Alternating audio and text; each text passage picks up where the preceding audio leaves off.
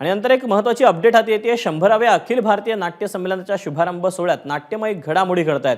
शुभारंभ सोहळ्याला शरद पवार उपस्थित राहणार नसल्याचं आयोजकांकडून अचानक जाहीर करण्यात आले आणि त्यानंतर या शुभारंभ सोहळ्यास अजित पवार उपस्थित राहणार असल्याचं देखील जाहीर करण्यात आले. पुण्यातील गणेश कला क्रीडा संकुलात हा शुभारंभाचा सोहळा आयोजित करण्यात आला.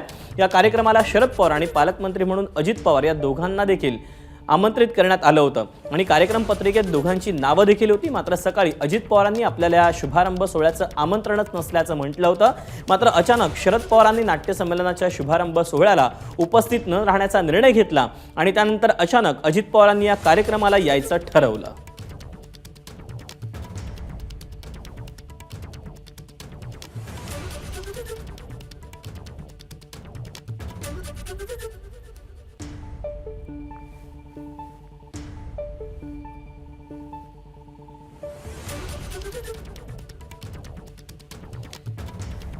तेव्हा पुण्यामध्ये 100व्या अखिल भारतीय नाट्य संमेलनाच्या शुभारंभ सोहळ्यामध्ये नाट्यमय अशा या घडामोडी घडत आहेत.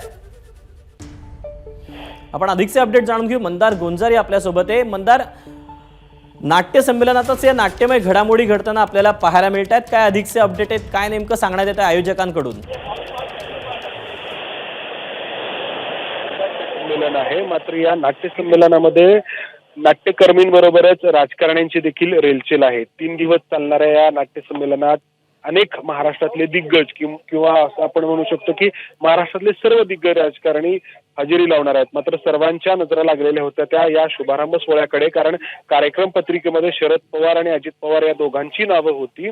मात्र सकाळी अजित पवारांनी म्हटलं होतं की आपल्याला या कार्यक्रमाची काही माहितीच नाहीये, त्यामुळे ते येणार नाही असं त्यांनी स्पष्ट केलं होतं आणि शरद पवार या कार्यक्रमाला येणार होते. मात्र शरद पवार या कार्यक्रमाला येणार नाहीत असं आयोजकांकडून सांगण्यात आलं होतं आणि अचानकपणे अजित पवार येतील असं सांगण्यात आलं होतं. मात्र आता काही क्षणांपूर्वी जी माहिती सांगण्यात आली आहे त्यामध्ये अजित पवार देखील या कार्यक्रमाला येणार नाहीत शुभारंभ सोहळ्याच्या. त्यामुळं इथं जो शुभारंभ सोहळा 5 वाजता सुरू होणार होता तो अजून देखील 6:30 वाजून गेल्यानंतर देखील सुरू झालेला नाहीये.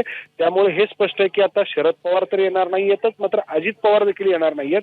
या दोन्ही नेत्यांनी या सोहळ्याला येण्याचं का टाळलं याची आता चर्चा या निमित्ताने सुरू होणार आहे.